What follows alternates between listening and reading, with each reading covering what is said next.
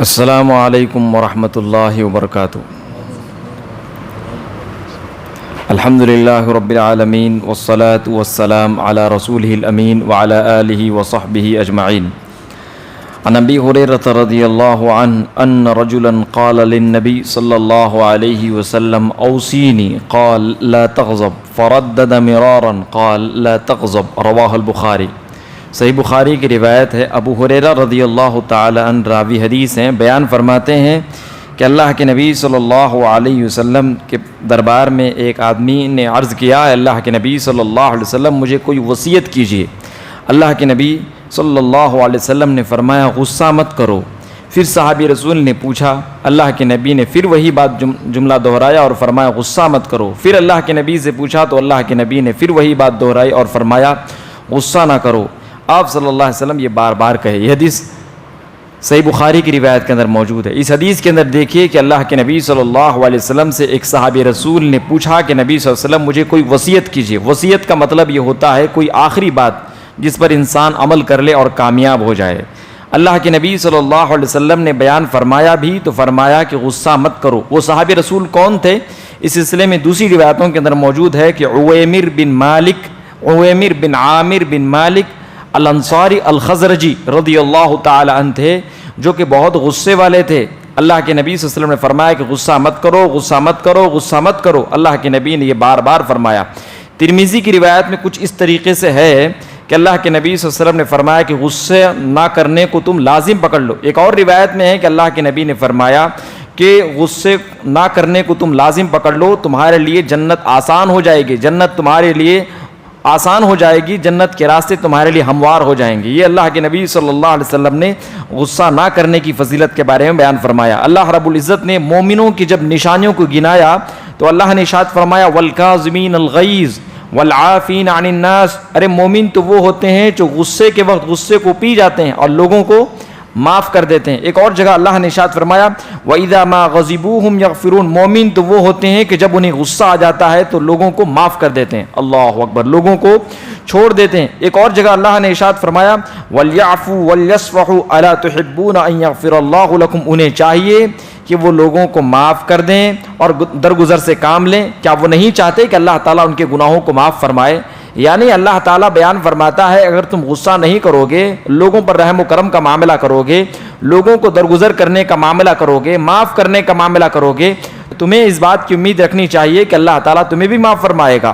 اگر تم لوگوں کو معاف کرنا پسند نہیں کرتے ہو، لوگوں پر غصہ کرنا اور لوگوں پر غصہ جھاڑنا تم پسند کرتے ہو، تو پھر اللہ تعالیٰ سے کیا تمہیں ڈر نہیں ہوتا کہ اللہ تعالیٰ تمہارے بھی گناہوں کو معاف نہیں فرمائے گا؟ یعنی اللہ رب العزت نے لوگوں کو ڈرایا ہے اور دھمکایا ہے۔ اسی طریقے سے اللہ کے نبی صلی اللہ علیہ وسلم نے بیان فرمایا ہے لیس الشدید بالسرعہ انما الشدید الذی یملک نفسہ عند الغضب۔ ارے بہادر آدمی وہ نہیں ہے جو لوگوں کو پٹک دے، بہادر آدمی تو وہ ہے جو غصے کے وقت غصے کو پی جائے۔ یہ اللہ کے نبی صلی اللہ علیہ وسلم نے بیان فرمایا۔ بڑے بڑے بہادر لوگوں کو جب غصہ آتا ہے تو غصے کو پینے کی طاقت نہیں رکھتے، غصے کو پینے کی مجال نہیں رکھتے۔ اسی طریقے سے اگر کوئی کسی انسان کو غصہ آ جائے تو وہ غصے کو کس طریقے سے اپنے قابو میں کرے، اپنے کنٹرول میں کس طریقے سے کرے، اس سلسلے میں بھی کئی روایتیں موجود ہیں۔ امام بخاری رحمۃ اللہ علیہ نے اپنی کتاب الادب کے اندر نقل فرمایا ہے کہ اللہ کے نبی صلی اللہ علیہ وسلم نے ایک مرتبہ دو صحابہ کرام کو دیکھا کہ وہ لڑ رہے تھے، جھگڑ رہے تھے۔ اللہ کے نبی نے ارشاد فرمایا میں ایک ایسا کلمہ جانتا ہوں اگر یہ وہ جملے کو پڑھ لیں گے، اگر وہ اس کلمے کو پڑھ لیں گے تو یقیناً ان کا غصہ ٹھنڈا ہو جائے گا۔ پھر اللہ کے نبی نے بیان فرمایا وہ کیا ہے؟ اعوذ باللہ من الشیطان الرجیم۔ اسی طریقے سے اللہ کے نبی صلی اللہ علیہ وسلم نے ایک اور روایت کے اندر بیان فرمایا ہے، سنن ابی داؤد کی روایت کے اندر موجود ہے اذا غضب احدکم وهو قائم فلیجلس۔ جب تم میں سے کسی شخص کو غصہ آ جائے، وہ غصے پر قابو نہیں پا رہا ہے، اگر کھڑا ہے تو بیٹھ جائے۔ پھر اللہ کے نبی نے ارشاد فرمایا کہ اگر غصہ ختم ہو جائے تو ٹھیک ہے ورنہ لیٹ جائے، اللہ اکبر۔ یہ اللہ کے نبی صلی اللہ علیہ وسلم نے غصے کو ٹھنڈا کرنے کا طریقہ بیان فرمایا ہے۔ اسی طریقے سے ایک اور روایت کے اندر موجود ہے کہ اللہ کے نبی نے ارشاد فرمایا جس کسی انسان کو غصہ آ جائے، غصے پر قابو نہیں پا رہا ہے، تو اس آدمی کو چاہیے کہ وضو کر لے۔ ایک اور روایت میں ہے کہ اللہ کے نبی نے ارشاد فرمایا کہ غصہ یہ گرم چیز ہے، یہ شیطان والی چیز ہے اور یہ ہولناک اور آگ والی چیز ہے۔ اللہ کے نبی نے ارشاد فرمایا جب تم میں سے کسی شخص کو غصہ آ جائے اور غصے پر قابو نہیں پا رہا ہے تو آدمی کو چاہیے کہ وہ نہا لے۔ اللہ کے نبی صلی اللہ علیہ وسلم نے بیان فرمایا ہے غصے کو قابو کرنے کے مختلف طریقے اللہ کے نبی صلی اللہ علیہ وسلم نے بیان فرمایا۔ فائدہ کیا ہے؟ اگر غصے کو کوئی انسان قابو کر لے گا، غصے کو اپنے قابو میں رکھ لے گا، چاہے وضو کر کے، چاہے نہا کر کے، یا اسی طریقے سے بیٹھ کر کے یا لیٹ کر کے، کوئی آدمی اگر ایسا کر کے اپنے غصے کو قابو میں کر لے گا، یا اعوذ باللہ من الشیطان الرجیم کا کلمہ پڑھ کر کے، تو اللہ کے نبی صلی اللہ علیہ وسلم نے اس کا فائدہ بیان فرمایا ہے۔ ابو داؤد کی روایت ہے، اللہ کے نبی نے ارشاد فرمایا من قظم غیظا وهو قادر على ان ينفذه دعاه الله عز وجل على رؤوس الخلائق يوم القيامه حتى يخيره الله من حور ما شاء۔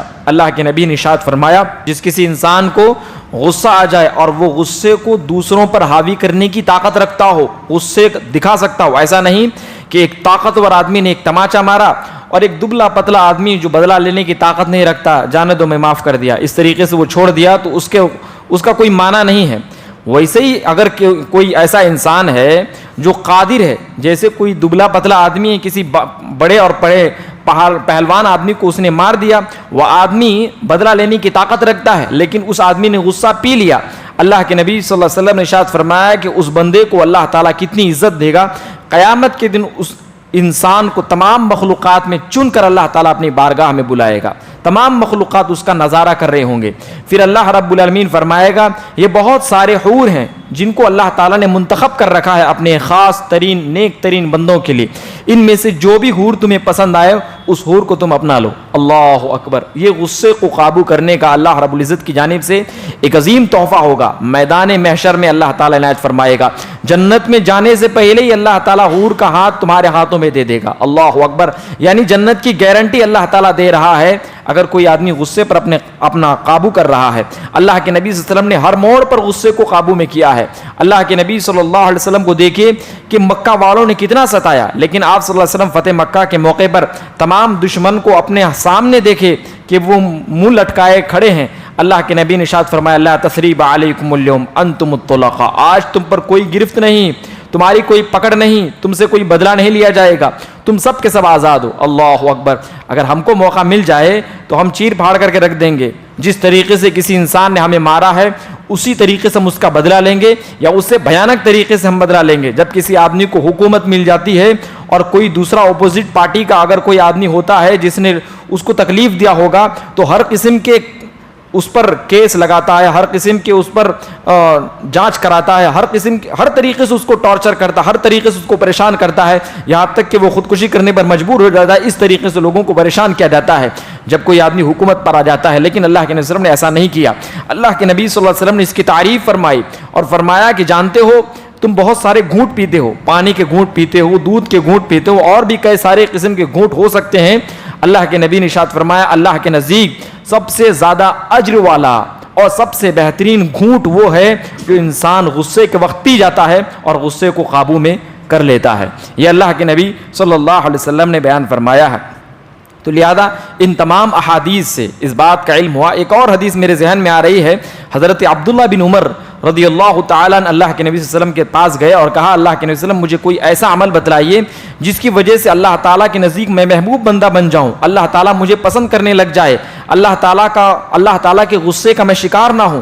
اللہ کے نبی نے ارشاد فرمایا لا تغضب، غصہ مت کر، اللہ تعالیٰ تجھ پر بھی کبھی غصہ نہیں کرے گا۔ یہ موطا امام مالک کی روایت کے اندر موجود ہے۔ اللہ اکبر! سوچئے کہ غصہ نہ کرنا کتنا بڑا مقام والا عمل ہے۔ آدمی کو چاہیے کہ نہ اپنی بیوی بچوں پر غصہ کرے اور نہ ہی اپنے ماں باپ پر، نہ اپنے رشتہ داروں پر غصہ کرے، نہ اپنے دوست و احباب پر غصہ کرے، بلکہ معاملے کو بہت بہترین طریقے سے سلجھانے کی کوشش کرے۔ ہاں، مومن کو غصہ بھی آنا چاہیے۔ غصہ کب آنا چاہیے؟ اس وقت آنا چاہیے جب کوئی انسان دیکھ رہا ہے کہ اسلام کے خلاف کوئی عمل ہو رہا ہے، اللہ اور اس کے رسول کے خلاف کوئی عمل ہو رہا ہے، اس وقت آدمی کو غصہ ہونا چاہیے۔ حضرت موسیٰ علیہ السلام کو بھی غصہ آیا، حضرت موسیٰ علیہ السلام نے غصے کے وقت اپنے غصے کا اظہار فرمایا۔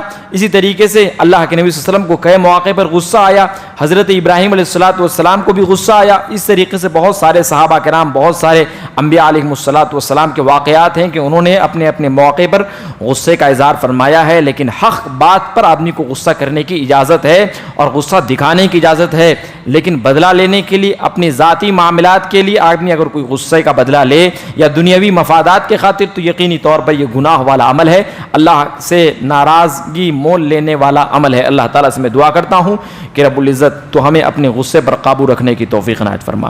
اللہ تعالیٰ تو حق کے راستے میں، بھلائی کے راستے میں اپنے غصے کا اظہار کرنے اور اس کا صحیح معنوں میں استعمال کرنے کی توفیق عنایت فرما۔ اللہ تعالیٰ تو ہمارے ہر طرح کے گناہوں کو معاف فرما، دنیا و آخرت میں تو ہمیں ہر قسم کی بھلائی عنایت فرما۔